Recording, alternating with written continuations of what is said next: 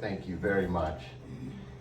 Just before we started this talk, we posed a question about miracles, and I was pleasantly surprised how many people here in this congregation recognize miracles all the time and see miracles and witness miracles as part of their lives.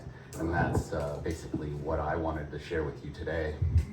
First, I want to thank you guys all for the opportunity to come here and share this talk with you. I believe that I am the light of the world, and I share my light with each of you today. And I believe that each of you are also the light of the world, and I accept your light willingly. I believe we're all the light of the world, and for that sharing, I am grateful. I believe that love saved my life. I recognize all extensions of love as miracles, and I believe that I can trust in a miracle happening when I need it most. That is my truth. My faith rests in knowing that miracles wait patiently for me to recognize them. I want to be mindful of each miracle, and I watch each miracle as they unfold every day. In essence, I'm actively conscious in my appreciation of miracles and recognition of all the miracles happening in my life as they happen. I witness them all the time. Truly, miracles are present anytime I'm willing to see them, and I believe they're present for each of us anytime you're willing to see them. Most of us talk about miracles as having differing beliefs and differing experiences in our lives, and they come and usually in two categories, similar to the way I posed my question. It's like, are we in the perfect place to witness a miracle? Well, some of us do. Some of us see them in every little light that shines, a glitter, a dewdrop off of a leaf, something simple. And some of us don't. They save their miracles for the big things in life, to get that big promotion or to get that big house on the hill. I don't think there's a right or a wrong way of how we recognize miracles, but today I want to talk about the big ask.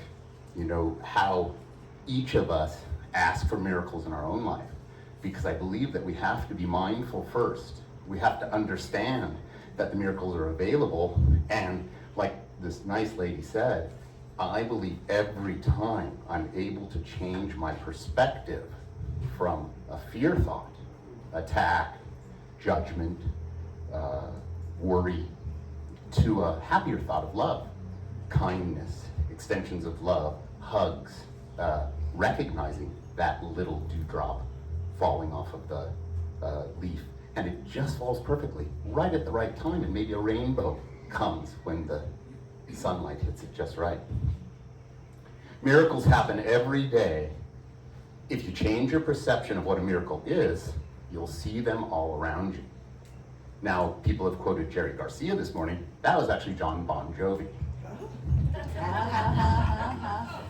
What was the quote? Miracles happen every day.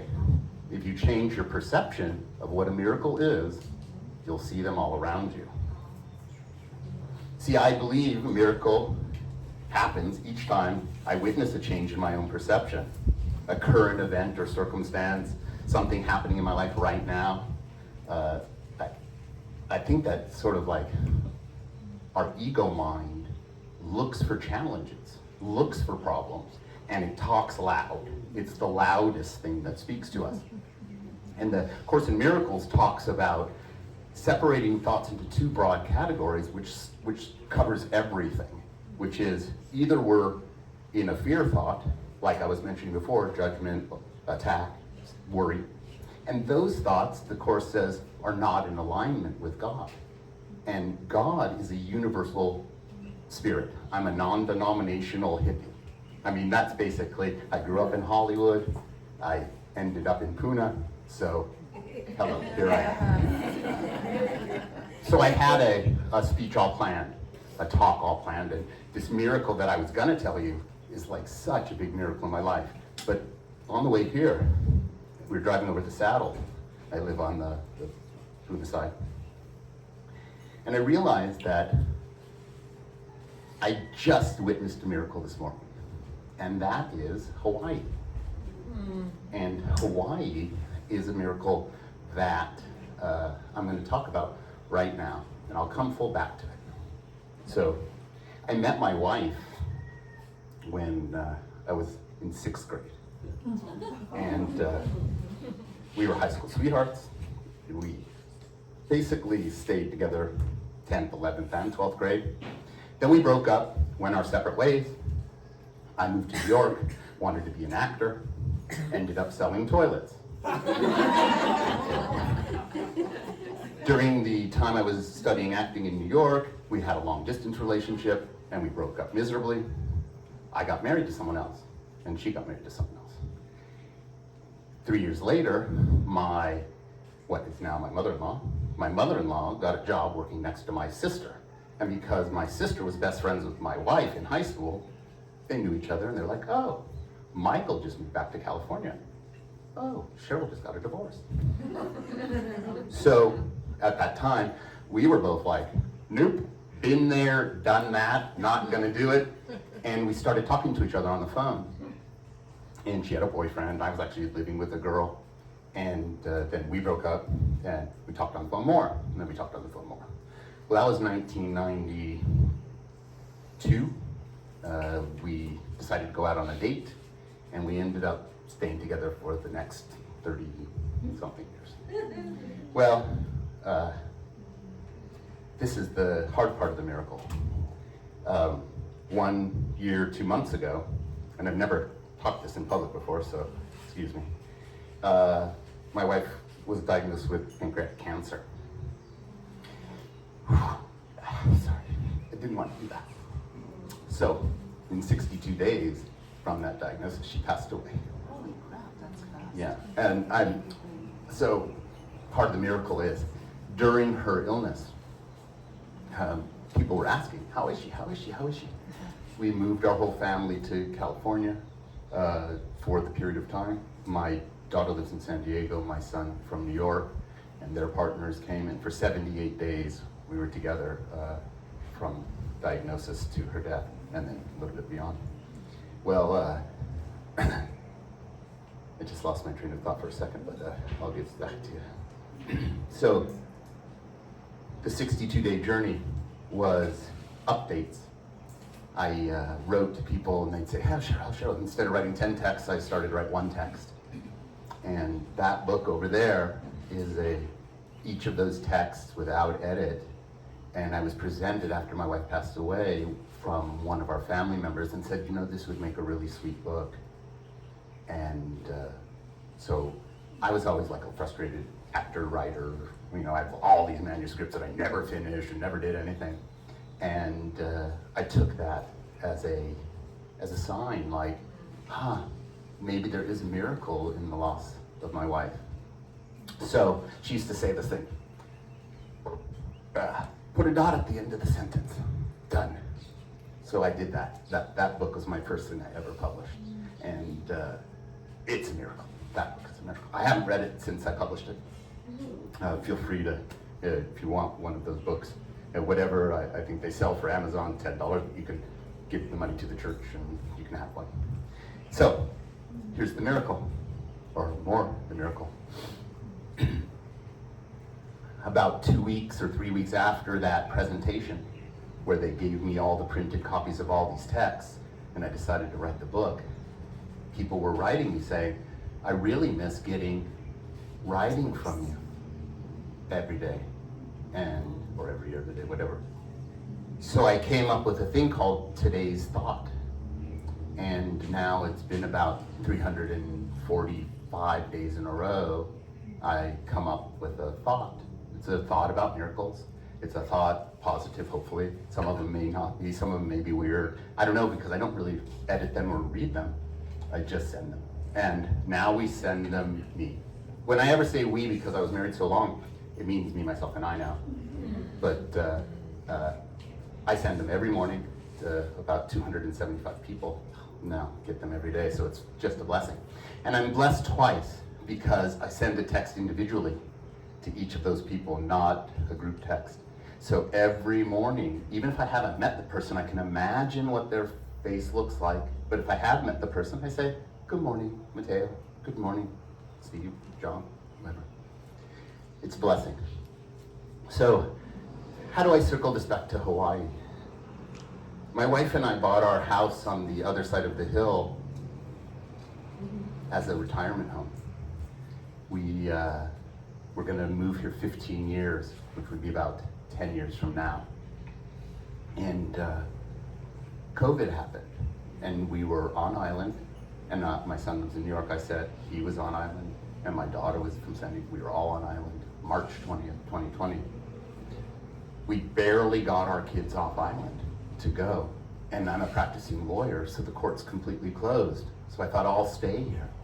I'll stay here. She'll stay here with me. We stayed here. And it wasn't until August that we left, March 20th through August. And in that several months, we decided that Hawaii was our home. And we got rid of everything in California except for my law office. I still practice there now. And we moved here permanently. We have a beautiful friend in near my law office in California that has a suite for us that worked out perfectly. Another miracle that just flew right in. And that, I stay there every time. My wife and I used to stay there every time. So the next part of this story is really going from a man who spent his whole life with a woman, and I never believed that she would get sick. I'm a cancer survivor myself, and cancer runs in my side of the family, but not on her side of the family.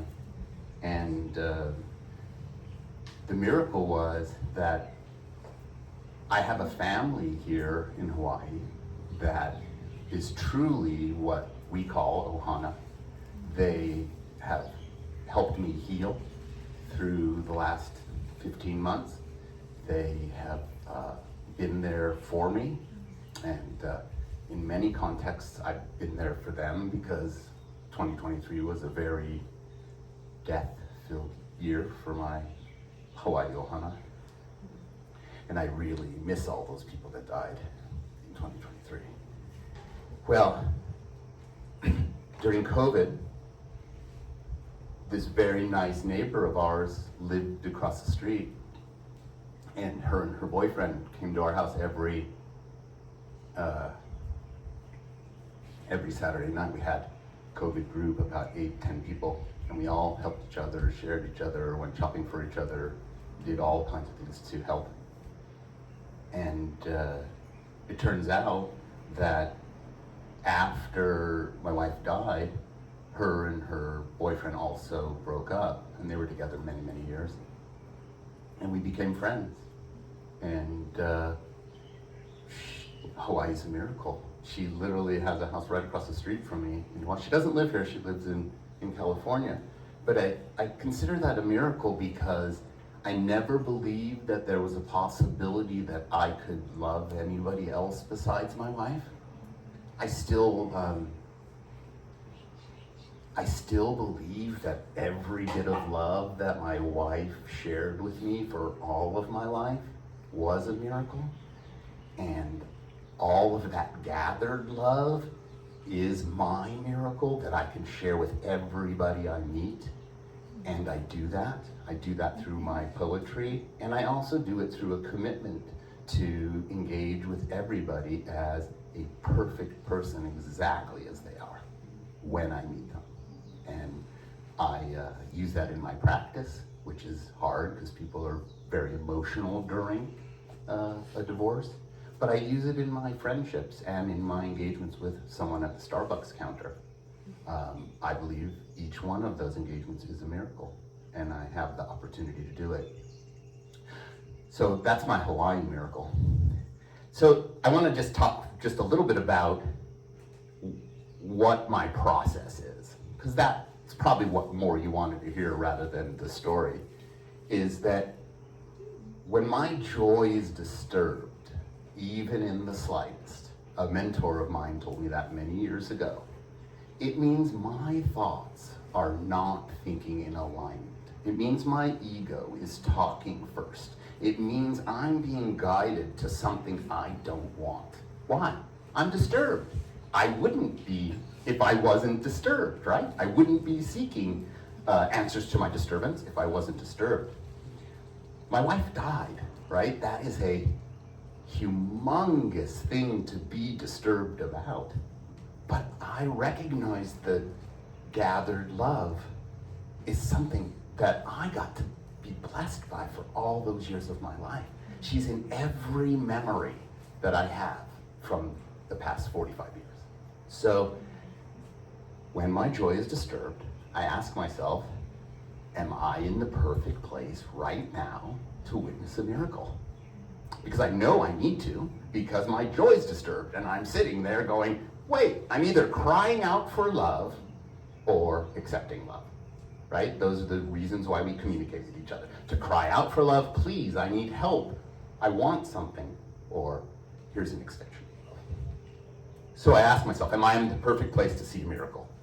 What am I showing up here to witness? What am I showing up here to understand better right now?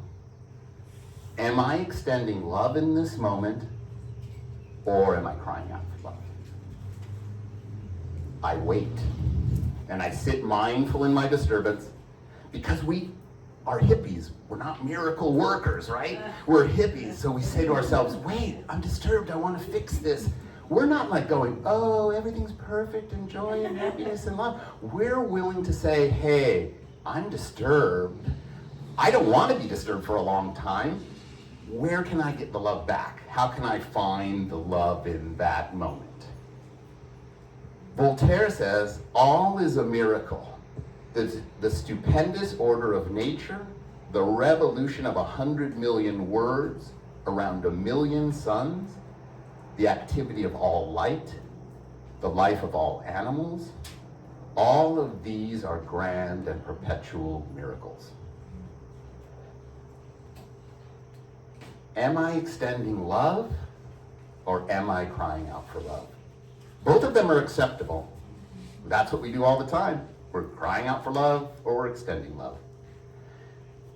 If we can manage our fears by realizing they are not real. They're just not real. Most of the time, they're made up in our own mind, and we then do what we used to say, or what I say all the time, it's a parade of horribles. Well, what if this happens? Well, then this might happen. And then this is gonna happen, and what if she does that? And then I might do this, and then they'll do that. And guess what happens? None of that happens. None of it. But you already experienced it. You experienced the worry. You experienced the hurt. You experienced the problem, the angst of the situation. That's what the miracle's for, to change your perception. You say, okay, I recognize where I am, I'm mindful of it, and how can I change the way I think about that to restore myself to joy, to find peace for myself? That's what we do all the time. So, like quitting smoking, the first, you want a cigarette every, second. I quit in 1989, so I don't know if this is still true, because I think they have all kinds of things. You just, boop, you're done quitting. But for me, it was much harder. You quit smoking, and then you crave it for 30 minutes, and then you crave it for 20 minutes, and then you crave it for 12 minutes, and then you stop craving it. You go a whole day without craving it, and then all of a sudden you go 3 months without craving it. Miracles are like that too, in the opposite. You see them, and it's like, whoa, I want that miracle. Give me a hug. I want that miracle. I see your smile. I want that miracle. They're out there. They're everywhere. Look at what I'm looking at here. That is a miracle. Yeah. Being asked to speak here is a miracle. So, I know it sounds a little far-fetched, a little hippie-ish. When I say this next thing, I think you'll really believe me, is I believe love is expressed in rainbows. And a lot of my poetry talks about rainbows and rainbow hearts. And the reason I came up with that, and it was just in the last year, because I never published anything before. I never thought I could write and share my creative writing. I was scared, fearful of sharing my creative writing with people. And I thought about it. I see rainbow hearts, rainbow fish, rainbow butterflies, rainbow sunsets. Yeah, everything. Rainbows are all of the energy that we all share. Some of them are little scar rainbows, and some of them are little hurt rainbows. but they're still rainbows. And they all make up this beautiful rainbow, which is me, and which is you, which is each of us. And we can share that energy together. And we can share that energy together freely without judgment. That's the key. We can't use those knee-jerk beliefs. We have to question our knee-jerk beliefs. We have to say, hey, you know what? I want to see the miracle in that nice lady, not that she's short or tall or, different. Miracles are everywhere, everywhere. To me, each of you are perfectly exactly as you are. You're all in the colors of that universal spectrum, and you're all part of my rainbow heart now. So I want to thank you for listening. Yeah, I really appreciate it, and I think this is a great energy space. So thank you very much.